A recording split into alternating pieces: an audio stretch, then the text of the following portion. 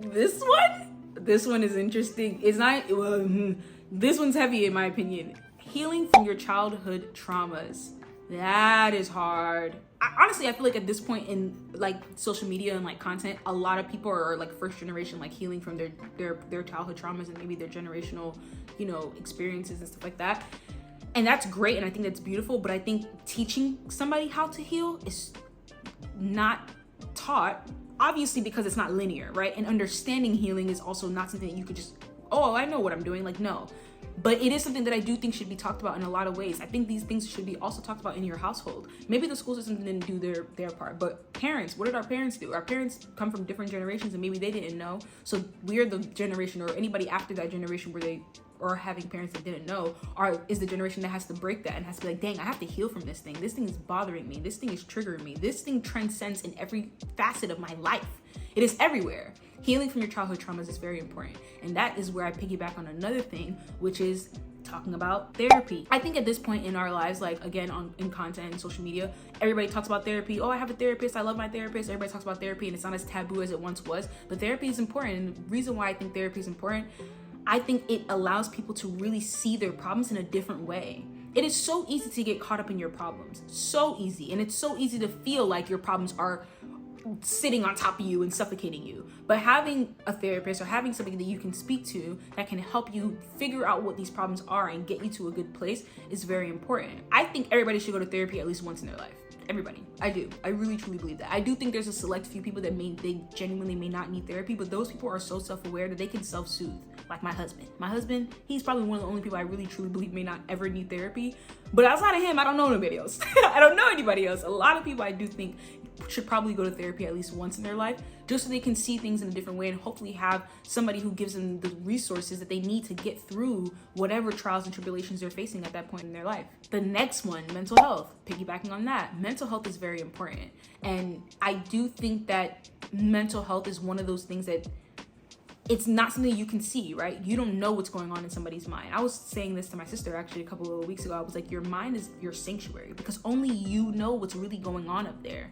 Only you know. And if you're not able to pinpoint the problems or figure them out, or you feel like you're having a lot of intrusive thoughts and your mental is just in the crapper, mental health is one of those things that I think is just as important as your physical health. I think it's just as important as your emotional health, your spiritual health, your mental health. That is so important. And sometimes you just need to gather your thoughts so you're able to communicate that so you can get the help that you need. Because mental health is not a joke. It's really not a joke. When you mentally don't feel like yourself, or when you mentally feel like you're out of it, or you don't even know how to make better decisions or how to do anything really, like everything feels like a burden, everything feels like you're fighting against a freaking mountain, that is very difficult and it can really weigh on people. As we've seen, there's so many people that we've seen that has passed that it was their mental health, and it's been shown and proven that mental health is literally one of those, is like top priority. So mental health is definitely something I think they didn't teach us, they didn't explain it to us, like they didn't tell us these things, and I do think it's one of those, it's a priority. Everybody should prioritize their mental health, period, point blank. Coping mechanisms is one of those things that they did not teach us. Coping mechanisms and dealing with, and how to deal with your emotions. To be honest with you, managing your emotions is a skill set. My husband and I had this conversation a couple weeks ago, and he said that to me, and I was like, no, that is gold. That is a nugget. That is a gem. Because it's true. If you let your emotion go too far to one side or too far to the other side, regardless if it's positive or negative, they're not good things. Like the phrase, too much of a good thing is a bad thing. Like that's managing your emotions is one of those things. Everything cannot feel like an avalanche. You can allow yourself to feel things, and you are in control of that. And then understanding how to cope with things is very important as well. Like, I'm a psychology major, as you guys know at this point, and coping mechanisms, from what I learned in my degree, in the time that I've learned about it, was a coping mechanism is not a one-size-fits-all type of thing. Everybody has different coping mechanisms, and everybody doesn't deal with things the same way, and that is why coping mechanisms are nuanced. That's hard to navigate as an adult. Like sometimes you don't even know what's triggering you if you're unaware of yourself. So I think those things are very important. And then managing your emotions or dealing with your emotions is not taught. I mean, kids don't know how to deal with their emotions, and then they grow up to be adults, and then those adults don't know how to deal with their emotions. So then we just have a whole bunch of people that just don't know how to deal with their emotions. Like, managing your emotions is a skill set. I definitely want to make a video on that. Managing your emotions is a skill set, okay? Health and fitness. I don't think people realize how much moving your body and fueling your body with whole foods and making yourself feel good and having balance in your life is so important. Like, you can, listen, things happen every single day. You can die of cancer tomorrow. Like, that's just life, right? But in the interim, like in the in-between, between the moment you open your eyes to live a life and then you inevitably pass, health and fitness is so important. Like, I never regret a workout. I never regret making better decisions with food. And don't get me wrong, I have my chocolates, I have my cookies, I have my pizza, I have my tacos, I have everything that I want to have, and I do live a very balanced life, if I do say so myself. But that is extremely important. Prioritizing your health and fitness, not being a couch potato, even if it's not specifically, you know, working out, just moving your body, taking a walk, doing things that can help your body move more and feel better and fuel it with good things is so important. I do think that's a priority that really wasn't taught in school, or even maybe in your household, depending on your childhood, depending. Skin and body care. Skin and body care is very important, especially the girls. I mean, the girls are out here. Jackie Ina's putting this on. You have Aaliyah's face.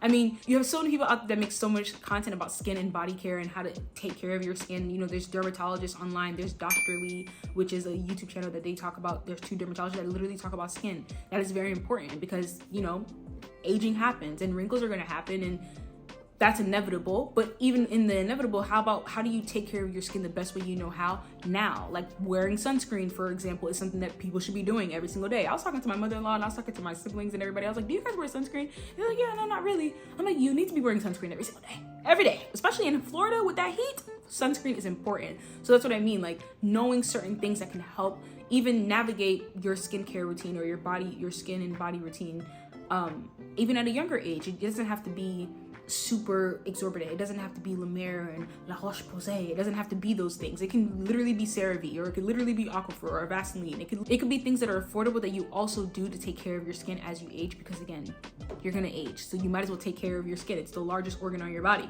largest one.